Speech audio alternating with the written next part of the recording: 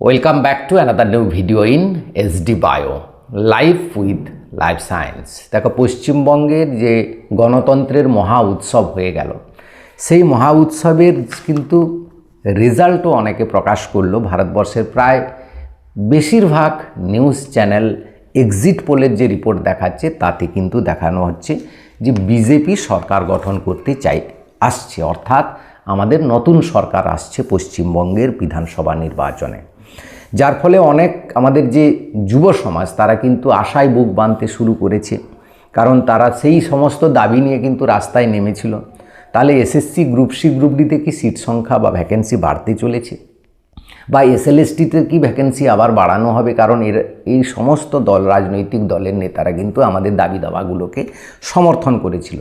বা এসএলএসটি কি দুর্গাপূজার মতো প্রতি বছর হবে, বা এই নতুন সরকার এলে আর সমস্ত নিয়োগ প্রক্রিয়ায় শুধু বিভিন্ন যে নিয়োগ প্রক্রিয়াগুলো চলতে থাকবে তাতে কি দুর্নীতি একদমই হবে না, দুর্নীতি মুক্ত রিক্রুটমেন্টগুলো হবে? এই নিয়ে কিন্তু বুক বাঁধতে শুরু করেছে আশায়। সেই আশার আলো কতটা ঠিকই হবে এবং এক্সিট পোলের যে রিপোর্টস তার একটু ময়না তদন্ত করব এবং কিছু মতামত শেয়ার করব। আপনারাও আপনাদের মতামত অবশ্যই কমেন্টে জানাবেন, তাই ভিডিওটা শেষ পর্যন্ত দেখুন। ভালো লাগলে লাইক করে বন্ধুদের শেয়ার করুন, চ্যানেলে নতুন হলে চ্যানেলটা সাবস্ক্রাইব করে নেবেন।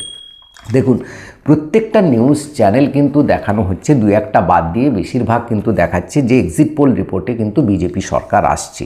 সেই রিপোর্ট অনেকে হয়তো নিউজ চ্যানেলে দেখেছেন, অনেকে হয়তো দেখেননি। যারা দেখেননি একটু এক ঝলক দেখে নিন, দিলে আমাদের ময়না তদন্তটা করব একটু, কেমন এই এক্সিট পোলের রিপোর্ট কতটা ঠিক হয় না ভুল হয়, তারপরে আমরা মূল কথায় ফিরব। দেখো, চাণক্য এখানে বলছে যে টিএমসি পাবে 130 থেকে 140টা, বিজেপি 150 থেকে 160টা। পিপলস পালস একটু অন্যরকম কথা বলছে, সে বলছে টিএমসি পাবে 178 থেকে 189টা, বিজেপি পাবে 95 থেকে 110টা। প্রজাপোল সে টিএমসিকে অনেক কম দিয়ে বিজেপিকে অনেকটা বেশি দিয়েছে, 200 পার করেছে। পোল ডায়েরি সেও টিএমসিকে কম দিয়ে বিজেপিকে 200-র কাছাকাছি করেছে। এনডিটিভির আবার একটু অন্যরকম রিপোর্ট, সে বলছে টিএমসি 142টা, বিজেপি 143টা। তো এইরকম একটা এক্সিট পোল বলা হচ্ছে। তাহলে কি কোন কার এক্সিট পোলগুলো লাগবে? দেখো, একটু যদি আমরা এক্সিট পোলের ময়না তদন্ত করি তাহলে আমরা ক্লিয়ার বুঝতে পারবো যে এই এক্সিট পোলগুলো লাগে কতটা। দেখো, 2016 এই এক্সিট পোলগুলো টিএমসিকে দিয়েছিল 163টা, কিন্তু টিএমসি সেখানে পেয়েছিল 211টা। আবার 2021 সালে টিএমসিকে দেওয়া হয়েছিল 155টা এক্সিট পোলের রিপোর্ট, সেখানে টিএমসি পেয়েছিল 216টা, আরও বেড়ে গেল। এবার 2024-এর লোকসভা দেখো, পশ্চিমবঙ্গে টিএমসিকে 18টা সিট দিয়েছিল, এরা বলেছিল 18টা সিট পাবে, কিন্তু সেখানে প্রায় কাছাকাছি ডবল টিএমসি পেয়েছিল 29টা আসন। এবং বিভিন্ন লোকসভা বিধানসভা নির্বাচনে দেখা গেছে বিগত প্রায় 10-15 বছর ধরে দেখা যাচ্ছে যে অল ইন্ডিয়ার নিউজ চ্যানেলগুলোর যে এক্সিট পোল রিপোর্ট দেয় তার মহা ভুল রিপোর্ট দেয়, এর কোনো কিছুই লাগে না। প্রায় 90% লাগে না, 10% লাগে। অর্থাৎ এক্সিট পোলে যে কে জিতবে কে হারবে সেটা বলা মুশকিল হচ্ছে। দেখো, এগুলো না লাগার একটা বড় কারণ হচ্ছে, আমি যতটা নলেজ এই নিয়ে মানে বিভিন্ন শুনে যা বুঝেছি, সেটা হচ্ছে ইদানিং যে এক্সিট পোলের রিপোর্ট হচ্ছে এআই নির্ভর হচ্ছে। আগে যেরকম খুব ভালো সার্ভে রিপোর্ট হতো, ফিল্ড সার্ভে করতো ভোটের দিন, এইগুলো কিন্তু ইদানিং আর এগুলো হচ্ছে না। এআই নির্ভর হওয়ার জন্য এই ভুলের প্রবণতাগুলো বাড়ছে। এখন কে জিতবে, নতুন সরকার কি সত্যি আসবে, এই নিয়ে কয়েকটা ফ্যাক্টরের কথা বলবো, যে ফ্যাক্টরগুলো শুনে আপনার হয়তো মনে হতে পারে হ্যাঁ এ তো বিজেপির সমর্থক, বা কিছু ফ্যাক্টরের কথা বলবো সেগুলো মনে হতে পারে বা হ্যাঁ এ তো টিএমসির সমর্থক। বা তো আমরা এমন একটি ছাপোষা লোক, আমরা যারা এই ভিডিও দেখছি তারা, বা আমরা এই যারা ভিডিও করছি তারা এমনই ছাপোষা লোক, আমরা আসলে কোনো কিছু দলের একদম কট্টর সমর্থক নয়।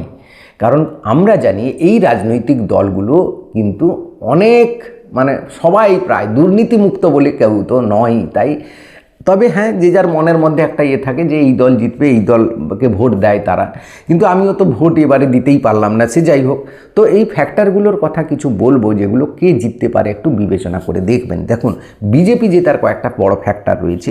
একটা অ্যান্টি কমবেন্সি আছে, 15 বছর ধরে এই যে তৃণমূল যে দুর্নীতিপূর্ণ পুরো একদম দুর্নীতিতে ভরা রাজনৈতিক প্লট ছিল, তাতে কিন্তু ভালোই কিন্তু অ্যান্টি কমবেন্সি রয়েছে। সেটাতে একটা সেই জনসাধারণ হয়তো চাইছে যে এবার একটা দুর্নীতিমুক্ত সরকার আসুক, তাই এই অ্যান্টি কমবেন্সি ভোটে কিন্তু বিজেপি জেতার সম্ভাবনা রয়েছে।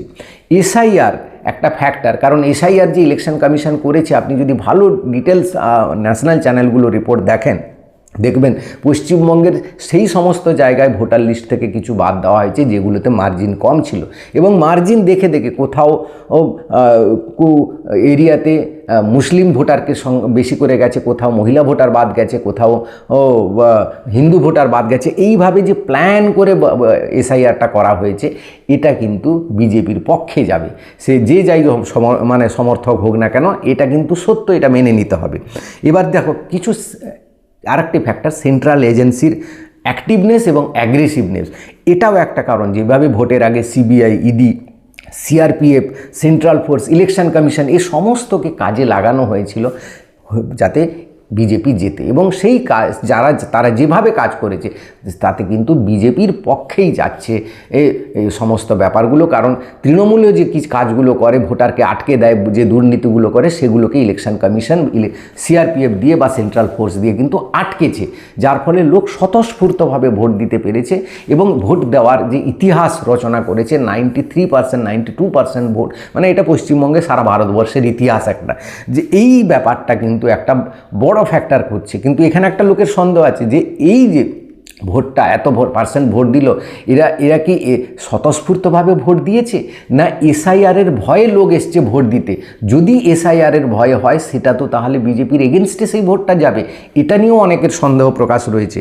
আর একটা ব্যাপার ফ্যাক্টর রয়েছে, যেভাবে সেন্ট্রাল মিনিস্টাররা এসছে পশ্চিমবঙ্গে, একদম এসে এখানে থেকে সেন্ট্রাল ফোর্সকে সঙ্গে নিয়ে যে ভোটের যে প্রচারটা করেছে, সেটাও কিন্তু লোকের মধ্যে একটা প্রভাব ফেলেছে। এবার আসি টিএমসির ফ্যাক্টরগুলো কী কী রয়েছে জেতার। টিএমসির একটা বড় ফ্যাক্টর হচ্ছে, সেটা ফ্যাক্টর 1, এবং অদ্বিতীয় ফ্যাক্টর সেটা হচ্ছে মমতা ব্যানার্জি নিজেই। কারণ মমতা ব্যানার্জি একটা বড় ফ্যাক্টর, কারণ মমতা ব্যানার্জি যতই অ্যান্টি কমবেন্সি হোক না কেন, এত বছর ধরে যে রাজনৈতিক মঞ্চে রয়েছে এবং গ্রাম বাংলায় মহিলাদের ক্ষেত্রে মুসলিম সমাজে তার যে জনপ্রিয়তা আছে, সেই জনপ্রিয়তা কতটা ভোট দিয়েছে বা কতটা ফ্যাক্টর কাজ করছে, সেটাও একটা বড় ফ্যাক্টর হচ্ছে টিএমসি জিতবে কি না। সেই ফ্যাক্টর যদি কাজ করে যায়, তাহলে টিএমসি কিন্তু জিতে যেতেও পারে। এবং দেখা গেছে বিভিন্ন ভোটের সময় যে রাজনৈতিক যুদ্ধ হয়, যত যুদ্ধ বড় হয়েছে, তার কঠিন পরিস্থিতিতে সে কিন্তু লড়ার স্ট্র্যাটেজি তার কিন্তু পাল্টেছে, এবং সেই পাল্টেতে সে কিন্তু রাজনৈতিকভাবে সফল হয়েছে। এটা একটা বড় ফ্যাক্টর রয়েছে টিএমসি জিতে যাওয়ার জন্য। আরেকটা হচ্ছে লোকের বিশ্বাস।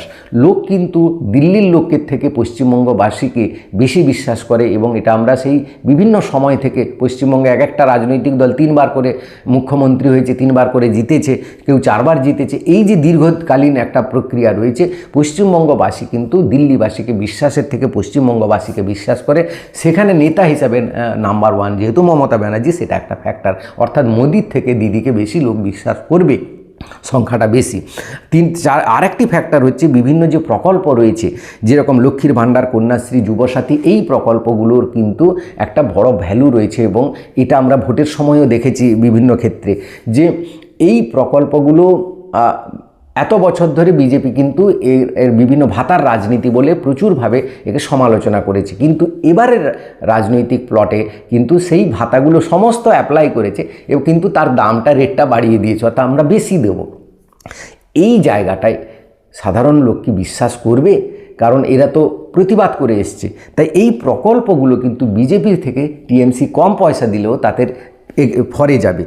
কিন্তু আমার মনে হয় এটা দরকার, পশ্চিমবঙ্গবাসী যদি এটা বুঝে থাকে তাহলে ভালো, যে পরিবর্তন একটা দরকার রয়েছে। সে যেই সরকার আসুক না কেন, পরিবর্তনের দরকার আছে। কারণ এই সরকার যে এত বছর ধরে একে সময় দেওয়া হলো, এতে কিন্তু কিছু ভালো কাজ করেছে এবং অনেকগুলো খারাপ কাজ করেছে। তাই পরিবর্তনের পক্ষে যদি লোক যায়, তাহলে কিন্তু বিজেপি সরকার আসছে এবং সেই পরিবর্তনটা দরকার। এবার আসি, নতুন সরকার যদি আসে, তাহলে এসএসসি গ্রুপ সি গ্রুপ ডির সিট বাড়বে। দেখো নতুন সরকার এলে গ্রুপ সি গ্রুপ ডির সিট বাড়ার কোনো সম্ভাবনা নেই, সাধারণত বাড়ে না, কারণ চেয়ারম্যান যে ছিল তাকে হয়তো চেঞ্জ করে দিতে পারে, কিন্তু আমার যা মনে হচ্ছে এই গ্রুপ সি গ্রুপ ডি বা এসএলএসটির নিয়োগ প্রক্রিয়া কমপ্লিট না হলে নতুন সরকার এলেও চেয়ারম্যান চেঞ্জ নাও করতে পারে বা চেঞ্জ করে দিতেই পারে, এরকম রুল আছে বা এটা নিয়ম। সরকার এলে তাদের নিজেদের পছন্দের লোককে বসানো হবে যাতে তাদের নিজেদের পছন্দের নিয়ম মতো কাজ করতে পারে, কোনো অন্তর্ঘাত না হয়, এই সকল আটকানোর জন্য চেয়ারম্যানকে চেঞ্জ করা হয়। যদি চেঞ্জ করা হয় তাহলে কিন্তু এই যে রুল আছে সেই রুল ধরেই যে রিক্রুটমেন্ট হচ্ছে সেই রিক্রুটমেন্টে কিন্তু আর সিট বিরাট বেড়ে যাবে বা বাড়ানো হয় সেরকম কিছু নয়। বা এসএলএসটির ক্ষেত্রে আমরা দেখেছি সিট যখন অ্যাডভার্টাইজমেন্ট হয় আর যখন রিক্রুটমেন্ট হয় প্রতি বছর কিছু না কিছু সিট বাড়ে, এবছর কিন্তু সেটা করেনি, বাড়ানো হয়নি। তাই এই রুলের মধ্যে কিন্তু আর সিট বাড়বে, এসএলএসটিও বাড়বে না, গ্রুপ সি গ্রুপ ডিতে বাড়ার সম্ভাবনা নেই বললেই চলে। এবার হয়তো একটা জিনিস হতে পারে যে এই এসএলএসটি কি দুর্গাপূজা যে প্রতি বছর হবে? যে শিক্ষামন্ত্রী বলেছিলেন তিনি কিন্তু জেল খেটে এসছেন, কিন্তু এবারে নতুন সরকার যদি হলে হয় কিন্তু সেটাকে ভাঙার চেষ্টা করবে, অর্থাৎ প্রতি বছর, এবং তারা ইশতেহারে বারবার বলেছে যে আমরা প্রতি বছর এসএলএসটি করব, সেটা হতে পারে, কিন্তু সেটা হওয়ার সম্ভাবনা কিন্তু প্রবল রয়েছে। এবং যুব সমাজ একটা আশা করছে যে এই নতুন সরকারের কাছে হয়তো এই রিক্রুটমেন্টগুলো প্রতি বছর হবে, হ্যাঁ অল্প অল্প হবে কিন্তু প্রতি বছর হবে, এবং সেটাই আমরা আশা করব। তো আর দুর্নীতি হবে না এই কথাটা আমরা জোর দিয়ে বলতে পারবো না, কারণ বিজেপির যে মুখ্য ভূমিকায় যারা রয়েছেন তারা কিন্তু একসময় তৃণমূলে ছিল এবং তৃণমূলে তারা কিন্তু দুর্নীতির নাম্বার ওয়ানে ছিল। তাই যে পুরোপুরি দুর্নীতিমুক্ত হয়ে যাবে এটা আশা করাও কিন্তু খুব একটা বুদ্ধিমানের কাজ বলে আমার মনে হবে না। তো এটা আমার একটা নিউট্রাল হয়ে দেওয়ার চেষ্টা করলাম, আসল তথ্যটা তুলে ধরার চেষ্টা করলাম। এখানে আমাকে কোনো দাগ লাগিয়ে দেবেন না, এ তৃণমূলের লোক, এ বিজেপির লোক বা এ সিপিএমের লোক, এগুলো নেই। আমরা বললাম যে আমরা আমাদের মতো ছাপোষা লোক কোনো রাজনৈতিক দলের সমর্থক না হওয়াই ভালো। ভিডিওটা ভালো লাগলে সবাইকে শেয়ার করে দেবেন, চ্যানেলে নতুন হলে চ্যানেলটা সাবস্ক্রাইব করে নেবেন। Thank you for watching.